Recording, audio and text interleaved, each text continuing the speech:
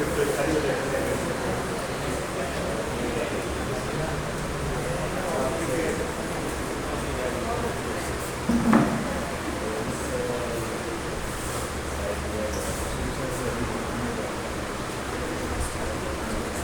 करते हैं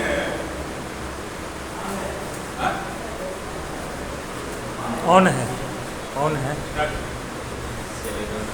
Morning everyone. Let me first have a brief introduction of mine. My name is Vivek. I am assistant teacher PCG English. My school's name is St. Xavier Junior Senior. It is in Muzaffarpur. Recently we have been selected in the class of resource person for conducting these kinds of training. I am the head of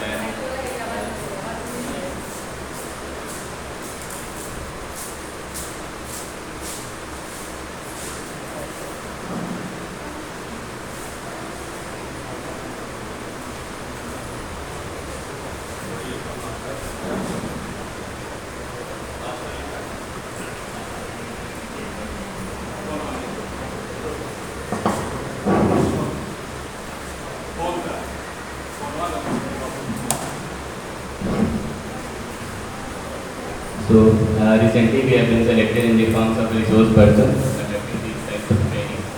Either it is an in-house or a CBP or a PRP. Even we are now getting chances to conduct different kinds of training that are related to principles only. So this is what we have been doing for the past 3 or 4 years.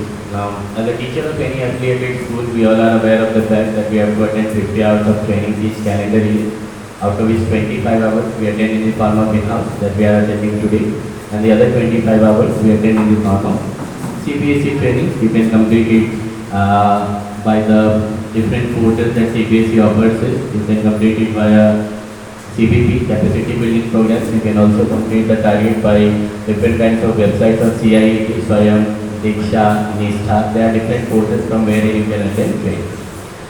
The training that we are going to attend today is an in-house one, and the topic that we will be covering it is school health and wellness. And the session it would be of around 6 hours, and you get certification of 6 hours as well. It has been organized by Northern Saudi Schools Complexes, of which your school is a part of, and we also work along with them. So let us start with the topic. Like when we are talking about school health and wellness, so CBSE it has got around 100 topics in its lineup, and out of those 100 topics, there are 2 topics that have been made mandatory for every teacher to attend. First one is cyber safety and security, and the second one it is school health and wellness. School health and wellness, it is very necessary for every teacher to understand, to go through it, not only because it is one of the mandatory topics, but also because Ministry of Health, Government of India, under the banner of Ayushman Bharat, they promote health and wellness on a very large scale. People who would be belonging to rural areas definitely would have seen that beside every PSC, primary health center, there is an additional health and wellness center as well. So it tells its importance, that how important it is, and specifically if you are a teacher in a co-ed school wherein boys and girls both are ready, so at that point of time it really becomes very important for us to be aware of each and everything that is related to the health and wellness of every student who is coming to our school. So how we can do that, how we will be able to appoint health and wellness coordinators in our school, what would be the role of health and wellness coordinators. There are different other topics that are covered under this panel. Either we talk about nutrition, health and sanitation, safety and security against violence. There are different sub-themes of this topic. We will be covering all that in the coming session today. So let us start. But before we move ahead, there is one slide that I've included in all my PowerPoint presentations that I prepare, and if you go through the slide properly, you will find that it says life as a teacher begins the day you realize that you are always a learner. And specifically, today is 5th of September, and we all are aware that what we celebrate with Dr. Ali Radhakrishnan's day, on behalf of whom we celebrate Teachers Day. So, being a teacher, it is definitely one of the best things a person can experience in his or her life. Whenever we talk about being a teacher, then in that position it is very necessary for us to be learning throughout the world. Like, the number of years since when I have been teaching or I have been doing this work, I have also realized very last that since from the beginning and whatever kind of things that we are practicing today, we have got a very good distance, covered a very good distance, where we have got certain things to learn We are learning every day. Like if today I am here, definitely you are going to know different things about the topic, and I would also be able to know different things that would be shared by you. So this is what I particularly believe, and this is what I believe that would be the exact most apt definition of being a teacher. So this is what I presented in front of you. Let us now talk about the objectives first. That's why school health and wellness, it has been mandatory, and what are the prime things that are covered into this. If you see the first point, it says the objective of this initiative, it is to provide comprehensive knowledge, psychological support and services. Let us first talk about comprehensive knowledge. That what actually comprehensive knowledge is. Now, as a teacher, whenever we talk about these kinds of things, so there are different kinds of new things that are given to us via CBSE websites और curricular throughout the year. चाहे हम NEP 2020 की बातें करें और we are talking about NCF 2005 and अभी जो foundation stage के लिए NCF रिलीज किया गया 20 अक्टूबर 2022 को, हम चाहे उसकी बातें करें, हम इसके अलावा और भी तरीके की जो करिकुलम फ्रेमवर्क्स में चेंजेस किए जाते हैं उनकी बातें करें, everything that we are seeing in front of us as the teachers of any affiliated school. CBSE since from the beginning, they have been directing to us, they have been giving us different tools जिससे हम अपने teaching को और अच्छा कर सकते हैं. And the prime reason behind this is the student. जो बच्चे हमारे सामने आते हैं, जो हमारे अपोजिट हमारे क्लासरूम में बैठते हैं, वो बच्चे पहले की तुलना में they are change completely. What are the kinds of changes that we have seen in our students? Can anybody tell us? हमें से कोई लोग क्या इस चीज़ को शेयर कर सकते हैं? Like we were also student, हम सभी ने पढ़ाई करी है. जब कभी भी हम अपने विद्यालयों में जाते थे और हम अपने दोस्तों के साथ बैठा करते थे, और आज एक शिक्षक के रूप में जब हमें किसी और खड़ा होने का मौका मिल रहा है, तो हम जब बच्चों के सामने क्लासरूम में एंटर करते हैं, when we start teaching them या मल्टीपल रोल्स जब हम प्ले कर रहे होते हैं, तो आज हम क्या चेंजेस देख रहे हैं बच्चों में, जब आप स्टूडेंट थे और आज के स्टूडेंट. निश्चित तौर पर हमें अपने स्टूडेंट लाइफ की बहुत सारी मेमोरीज होंगी हमारे पास, अच्छी बुरी, we will be remembering that.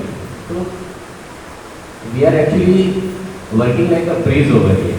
Breeze over here simply refers to the fact that you have seen the time of that year 2000, 2005, 2010 till 2010, और आप आज का समय भी देख रहे हैं. So as a millennial, definitely maximum people who are sitting in this room and present, they would be born between I guess 1985, 1990 and then later on. There would be some जो उससे पहले की. तो निश्चित तौर पे हमने एक अच्छा खासा समय बिताया अपनी पढ़ाई करने के क्रम में, और हमने अपने दोस्तों को देखा, अपने सहपाठियों को देखा, अपने कलीग्स को देखा. And today also we are seeing our children to home we are teaching. And ये बात हम सभी लोग समझते हैं, जानते हैं that there is a vast difference between the student. उस समय की बातें करें तब और आज की बातें करें तो उसमें से कुछ एक प्रोमिनेंट चेंजेस के बारे में हमें से कोई लोग बता सकते हैं क्या, कि these are the very big changes, very prominent. इसको बोले बगैर या इसके बिना हम लोग एजुकेशन सिस्टम को कभी भी कंप्लीट नहीं मान सकते. हम बच्चों में क्या सबसे बड़े स्तर पर चेंजेस देख रहे हैं आज के समय में पुराने समयों की तुलना में? आजकल टेक्नोलॉजी का यूज ज़्यादा कर रहे हैं सब. टीचर जो पढ़ाते हैं उसकी जानकारी उनको पहले से होती है. ये चीज़ें बच्चों में अब जैसा सर ने बताया, धन्यवाद सर. सभी लोग कृपया बैठ करके बोले सर, निश्चित तौर पर खड़े होने की कोई वैसी आवश्यकता नहीं है. सर ने जैसा बताया that children today they have become technologically very advance. Not only they have become technologically very advance, but the fact is that the new gadgets और devices that have been invented today, वो बहुत handy भी है. अब एक बिजली bill जमा करना होता है किसी घर के बूढ़े व्यक्ति को, पेंशनर को. निश्चित तौर पे अगर कोई पेंशनर है किसी घर में तो खर्चे की जिम्मेदारी उन्हीं के कंधों पे होती है बड़े स्तर पे. तो उनको ये समझ में नहीं आता कि हम कैसे जमा करें. वैसे केसेस में बच्चे कितने हेल्पफुल होते हैं. अरे लाइए ना दादाजी, हम कर देते. They simply take up the phone, they feed the credit card और डेबिट कार्ड डिटेल्स, या उसमें पहले से पैसा है तो और अच्छा है, and they simply recharge the meter. कितना अच्छा लगता है, हमारा बच्चा कितना नई चीज़ों को सीख रहा है. लेकिन वही बच्चे जब कभी कुछ वैसे काम कर बैठते हैं जिसमें किसी तरह की कोई परेशानी से उन्हें गुजरना पड़ता है. कैसे काम? बच्चों को गेम्स बहुत पसंद होता है. गेम्स खेलने के क्रम में एक फ्री फायर गेम में, जानते होंगे सभी लोग उसके बारे में, उसमें बच्चे लेवल अप करने के लिए उनकी आईडीज बिकती है, उसकी बोली लगती है. उसकी नीलामी की जाती है, जितना लेवल अप होता है उससे उतने ज़्यादा में वो बिकता है। अब कोई बच्चा उसमें डायमंड खरीद रहा है, उसी डेबिट कार्ड का उसने इस्तेमाल कर लिया जिस डेबिट कार्ड का या क्रेडिट कार्ड का इस्तेमाल ही had used in order to pay the electricity bill. वहाँ पे हमारे पेरेंट्स को ऐसा लगता है कि ये हमने बच्चे को क्या सिखा दिया। तो everything it has got two sides.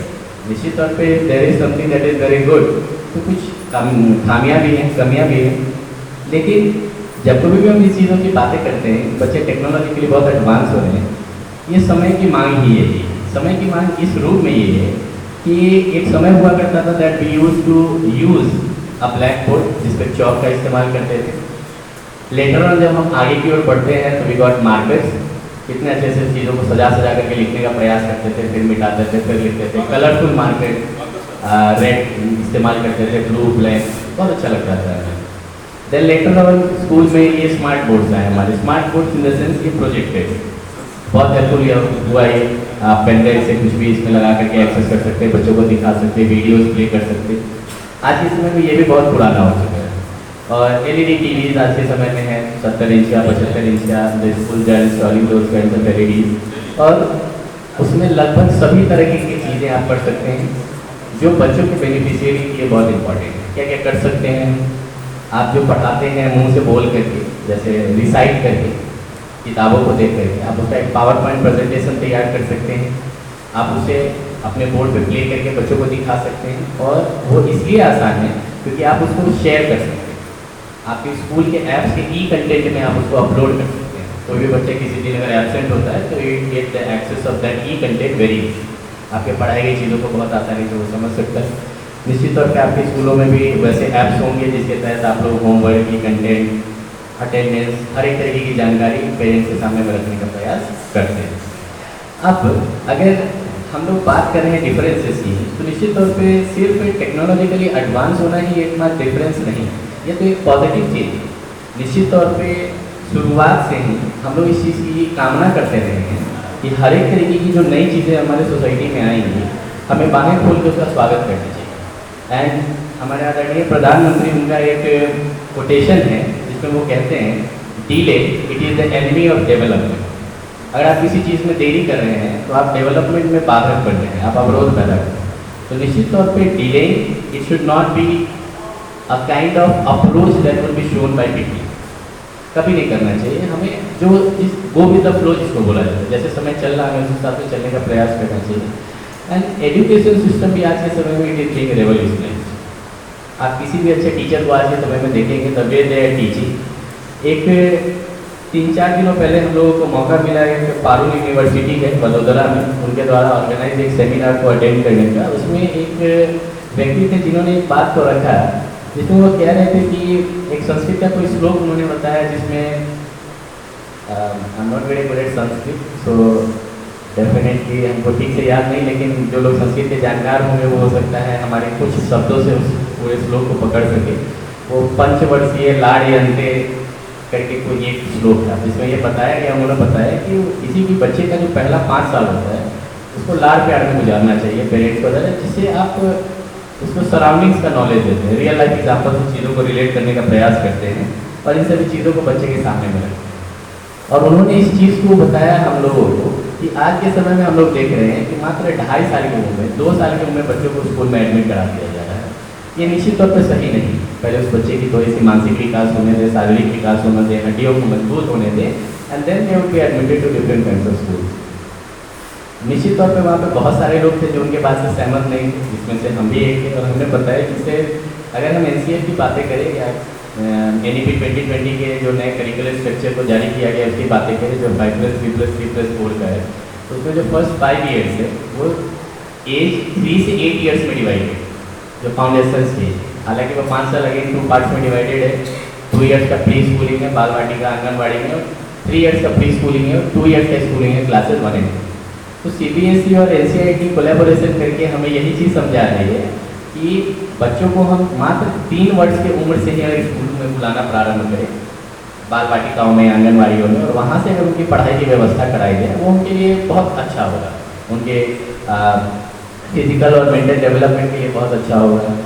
साथ ही साथ NCF जिस पंचकोश कॉन्सेप्ट पे बनाया गया है, निश्चित निश्चित तौर पे आप में से कोई लोग अगर CBSE वेबसाइट्स को विजिट करते होंगे और NCF और NEP जैसी चीज़ें जो NCERT के साथ रिलीज़ करती है, CBSE या फिर स्टेट बोर्ड SCERT के कोलैबोरेशन में रिलीज़ करती है, तो उसमें बताया गया कि जो पंचकोश कॉन्सेप्ट है, जो जिसका शुरुआत होता है अन्नमय कोश से, फिर आगे चल करके हम उसे प्राणमय कोश में कन्वर्ट करते हैं, फिर आनंदमय कोश तक का सफर, भौतिक विकास, प्राणमय कोश, विज्ञानमय कोश और तब जा करके हम आनंदमय कोश पे आते हैं। तो ये 5 जो पंचकोश कॉन्सेप्ट है, ये भी एक्चुअली में इसी चीज़ को बताता है कि 3 साल एबव के बच्चे जो हैं वो स्कूलों में आ सकते हैं, इसमें कोई दिक्कत नहीं है।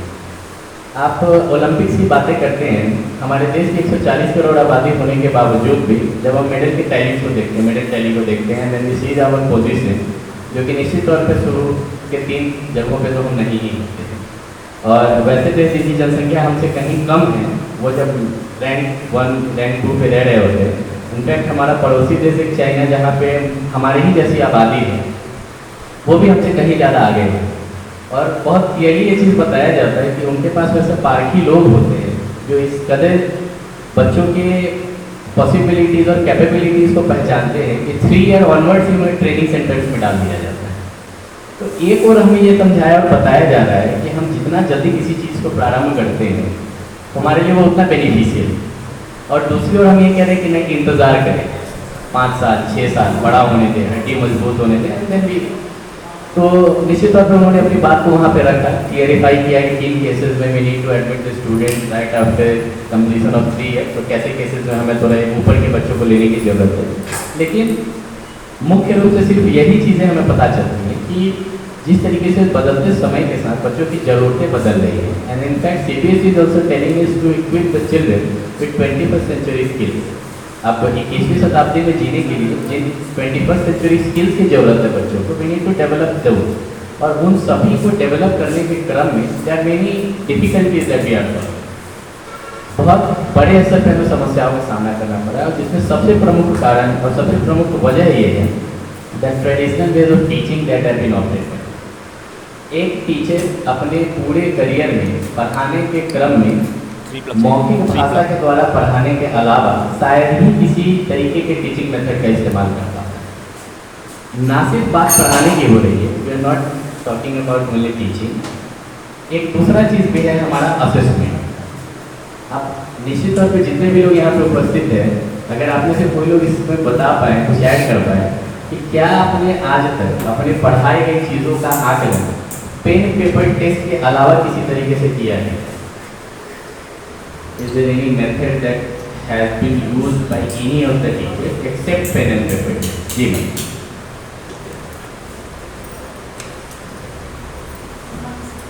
सर आपको टॉपिक बता रहे हैं, मैंने रिसेंटली प्रिंसिपल मैम से उस बात को बोला कि स्कूल में 3 मेथड्स आते हैं, question hour method, writing method and lecture method. एक और मेथड है जैसे कि practical teaching on ground basis, या फिर with the use of technology, smart board classes, movie sessions, video clips. मैंने मैम से ये बात सामने रखी है, यहाँ पर तो ऐसा कुछ नहीं है, यहाँ पर वो चीज़ मतलब लैग है।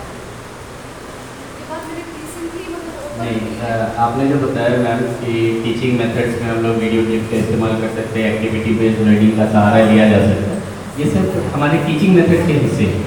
हम असेसमेंट कैसे कर सकते हैं पेन पेपर के अलावा? असेसमेंट आपने जो पढ़ा है, like you showed some video clip, बच्चे उसको अच्छे से समझे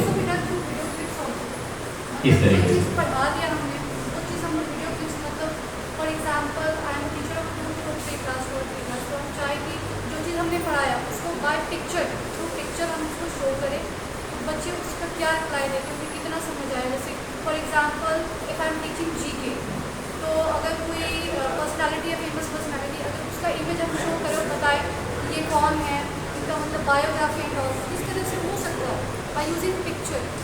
चलिए एक मेथड बताया मैम ने असेसमेंट का, जिसके तहत जब वो वीडियो क्लिप्स वगैरह दिखाती है तो वो पढ़ाने का भी एक अच्छा जरिया बनता है। In the very same way पढ़ाने के बाद वही डिजिटल बोर्ड या स्मार्ट बोर्ड के माध्यम से हम उन्हीं पढ़ाए गए चीज़ों को तस्वीरों के माध्यम से बच्चों के सामने में रख के पहचानवाना, उनके कुछ क्वालिटीज़ को बताना, और इस तरीके से हम लोग एक असेसमेंट के छोटे प्रोसेस को कंटिन्यू कर सकते हैं। Thank you ma'am. एक बार मैं कुछ कहना चाह रही हूँ।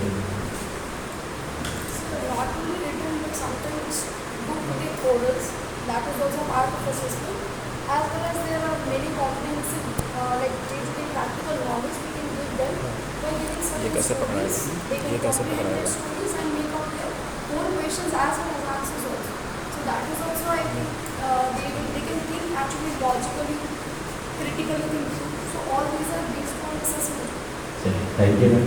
मैम ने यहाँ पे एक और चीज़ की सहारा लेने की बात बताया है दैट ओरल भी it can be one of the ways through which we can do question and session. जो भी चीज़ें हमने बताई हैं we would simply ask the student को जवाब देते हैं एंड इस हिसाब से भी हम लोग समझ सकते हैं, जिसको हम लोग होमवर्क देते हैं रिमेंबर क्वेश्चन आंसर और उसको हम फिर सुन लेते हैं। ये पेन एंड पेपर के अलावा एक तरीका है असेसमेंट का। Yes There is one more way. Either it can be inductive or deductive method. They are also beneficial sometimes because the children will give examples. Either you can suggest some examples or children will provide you so many examples. So I think they can relate with the teaching what we are going to teach and what we are going to convey. So I think that is also best part because I randomly use those things. चलिए, ma'am ने एक और तरीके के बारे में बताया। एक और सर है जो कुछ कहना चाह रहे हैं, जी सर।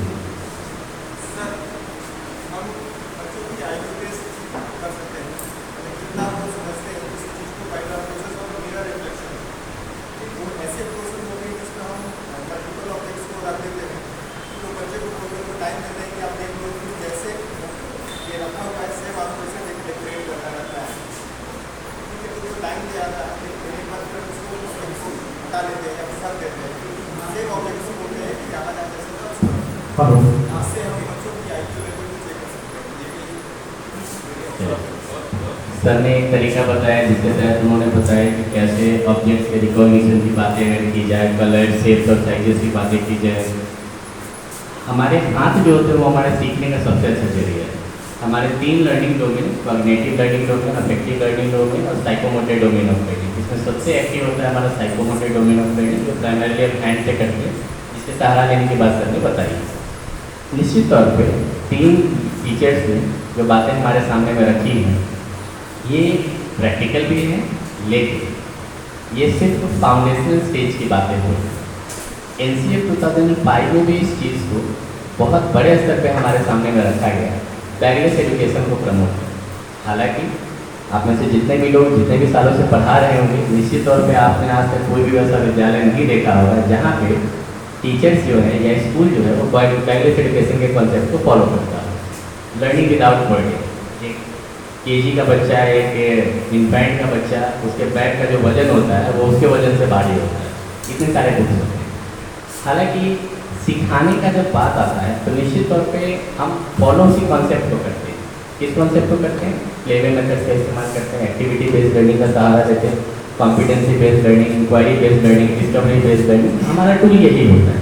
लेकिन ये सिर्फ फाउंडेशनल स्टेजेस तक ही हम सीमित रखते हैं। हमें से कुछ लोग ऐसे हैं जो ये कह पाए कि किसी से ऊपर हम जब पढ़ते हैं तो बच्चों की क्रिटिकल थिंकिंग डेवलप करने के लिए बुक्स में बहुत सारी चीज़ें जो दी गई होती है हम एक्चुअली में उसको प्रैक्टिस करते हैं। बुक्स में कौन सी चीज़ें होती हैं हम लोग उनकी बातें करते हैं। सबसे पहले लाइक हम इंग्लिश का एग्जाम्पल देते हैं। निश्चित तौर पर being a teacher of English I can give an example of English working.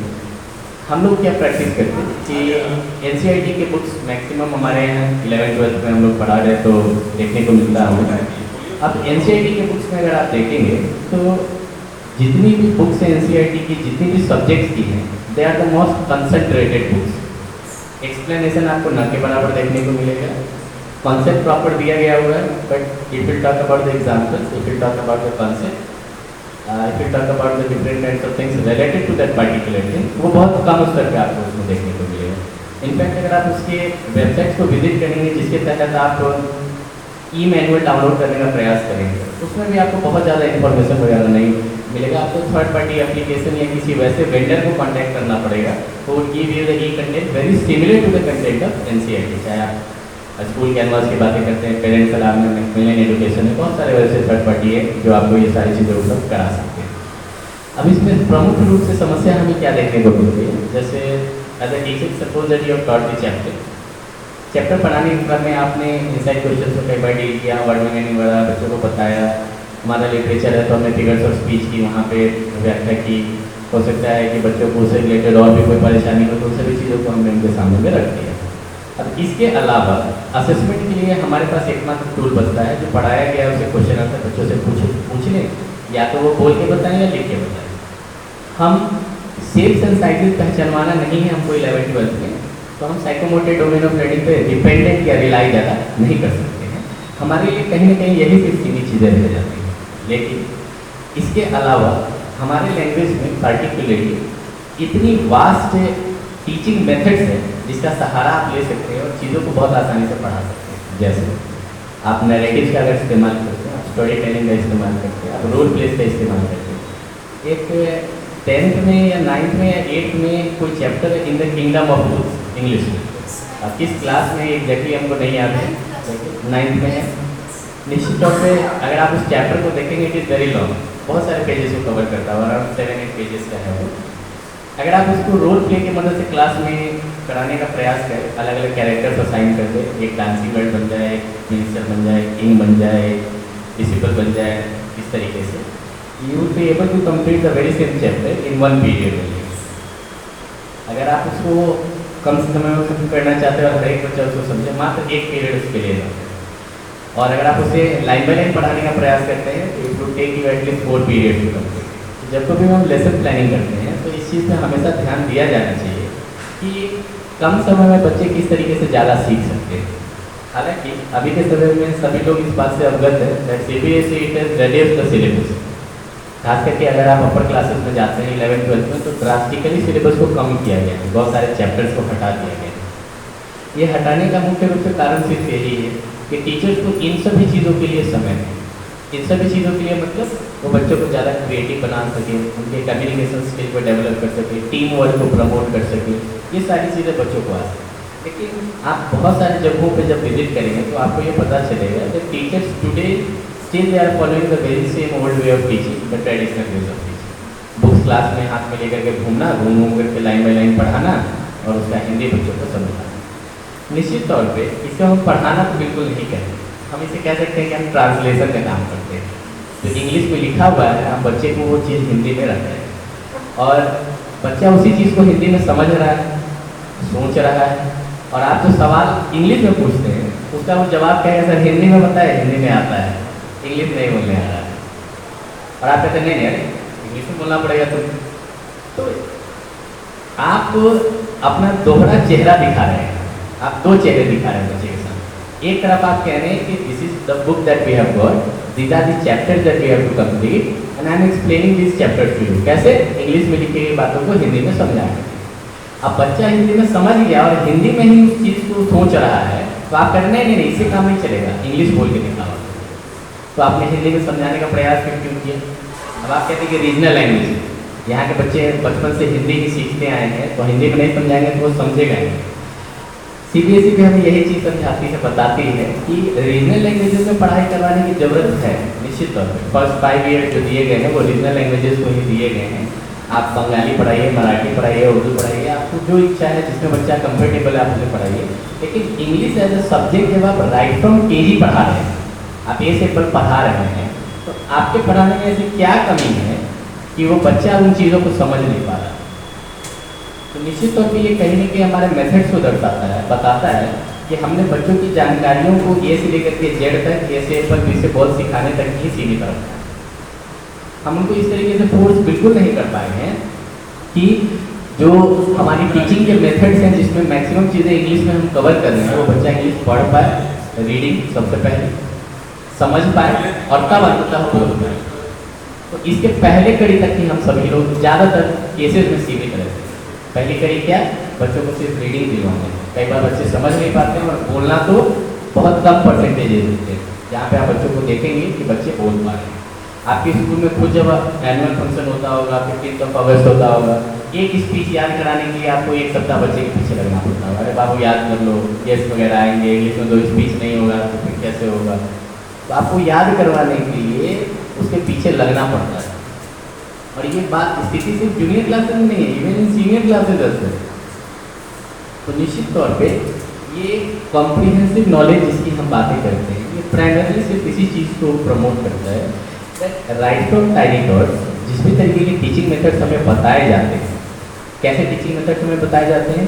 Playway methods और डिस्कवरी बेस्ड और इंक्वायरी बेस्ड लर्निंग, जिसमें स्टेशनरी आइटम्स का इस्तेमाल बिल्कुल नहीं, बच्चों को रियल लाइफ एग्जाम्पल से, ऑब्जेक्ट से खिलाकर पढ़ाने का प्रयास, होमवर्क भी नहीं देना।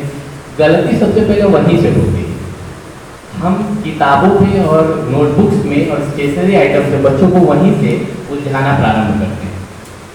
अब ये बात बिल्कुल सही, कुछ बेसिक चीज़ें सिखाने के लिए वो स्टैंडिंग लाइन और वो वाला उसके लिए स्टेशनरी आइटम्स की आवश्यकता है, लेकिन मैक्सिमम केसेस में हम सारी चीज़ें बच्चों को पढ़ाकर, बताकर, दिखाकर सिखा सकते हैं। जो कैसे स्कूलों में प्रैक्टिस की जाती है, अगर आप किसी भी बोर्डिंग स्कूल में आपको जाने का मौका मिले, उत्तराखंड में अनगिनत बोर्डिंग स्कूल से आप वेलहम्स की बातें करें या फिर बिशप स्कॉट की बातें करें, बहुत सारे वैसे स्कूल से, अगर आपने कभी अपने किसी रिलेटिव के एडमिशन के लिए या किन लोगों ने फॉर्चुनेटली वहाँ पे पढ़ाई किया हो या काम करने का अवसर मिला हो, आप देखेंगे वहाँ पे कि the teachers who are teaching there, वहाँ पे स्टेशनरी आइटम्स हैं ही नहीं, वहाँ पे बुक्स हैं ही नहीं।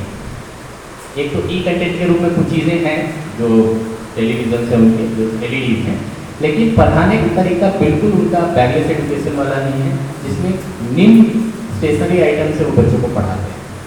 हम डैम का पिक्चर दिखाते हैं, हम पुली बना करके दिखाते हैं, वहाँ पे रियलिस्टिक वे में उन सारी चीज़ों को रखा जाता है।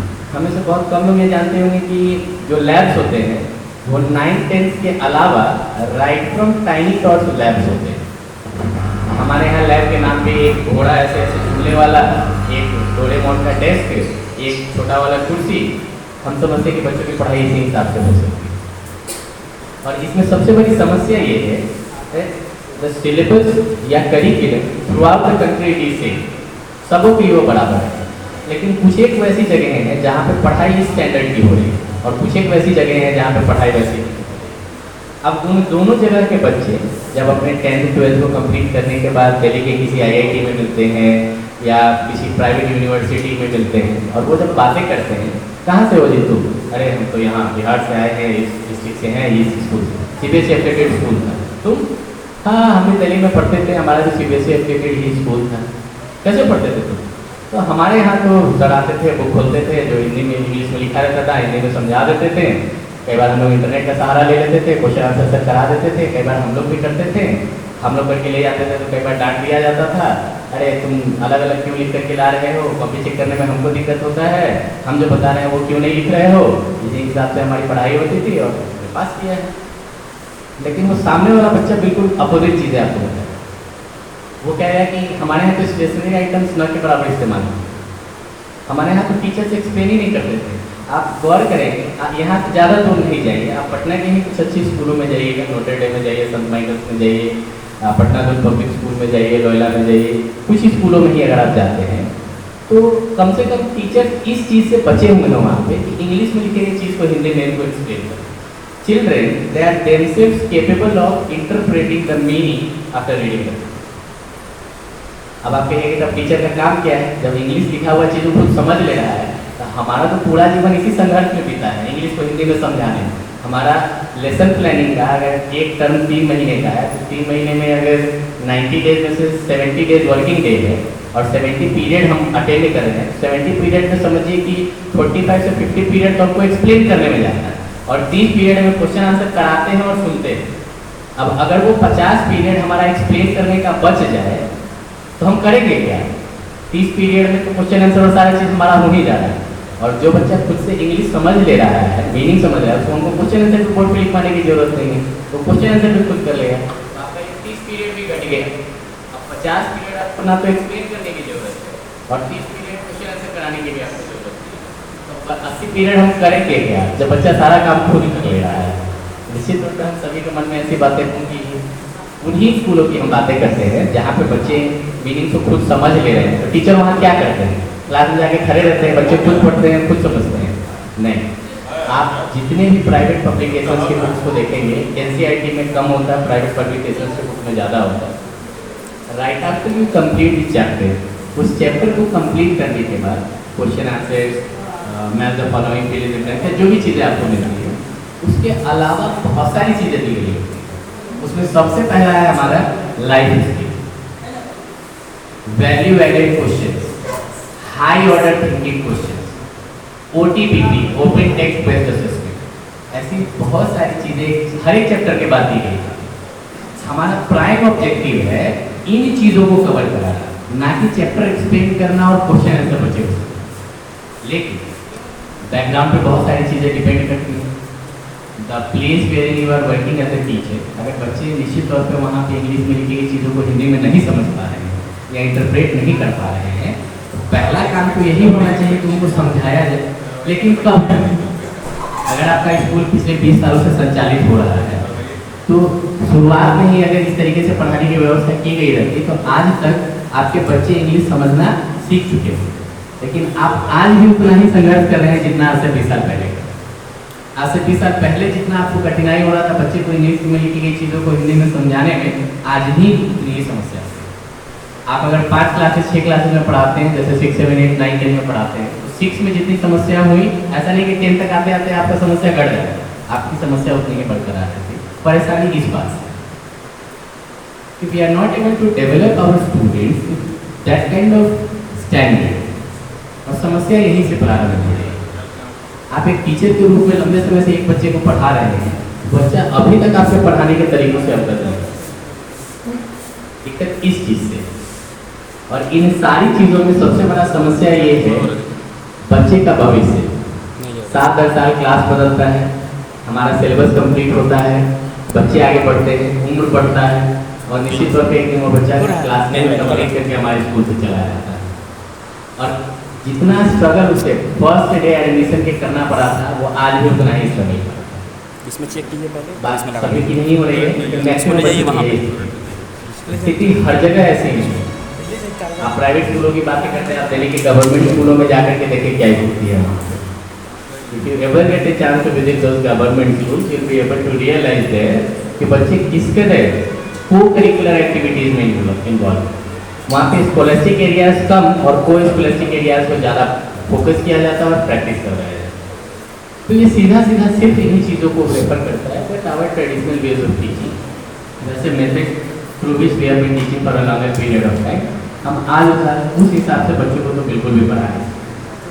अब इस क्रम में आप देखेंगे कि बहुत सारे टीचर्स अभी सोशल मीडिया में जो टीचर्स वगैरह हैं उनको आप देखेंगे, कुछ टीचर्स नाच रहे हैं, कुछ टीचर्स गा रहे हैं, कुछ टीचर्स घोड़े बन रहे हैं, कुछ टीचर्स अलग अलग तरीके से बच्चों को पढ़ाने का प्रयास कर रहे हैं। निश्चित तौर पर ये कई बार हास्यप्रद लगता है हमें देख कर क्या किया जा रहा है बच्चे पढ़ाने के लिए दुनिया में। जी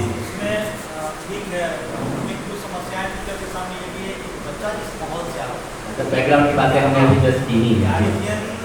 चाहते हैं कि बच्चे के मोटिव में और डे का टीचर ने क्या पढ़ा, या फिर मैनेजमेंट के तरफ से डिमांड होता है कि टीचर ने क्या पढ़ा।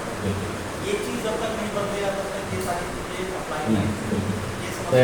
ये जो सबूत पेश करने की बात होती है कि आज आपने क्या पढ़ाया है, अगर जैसे कई बार क्या होता है ना कि राइटिंग सेक्शन हम प्रैक्टिस करवा रहे हैं, तो हमने बोला कि आज एक फॉर्मल लेटर हम कर रहे हैं या एक डायरी एंट्री कर रहे हैं, एक क्वेश्चन हमने लिख दिया बोर्ड पे, सभी लोग बना करके दिखाइए। अब बच्चे कई बार क्या करते हैं, कभी उसको रफ नोटबुक में बना लेते हैं, कभी उसको किसी फेयर नोटबुक के पीछे बना लेते हैं। एक स्पेसिफिक नोटबुक में सारी चीज़ें नहीं रखता।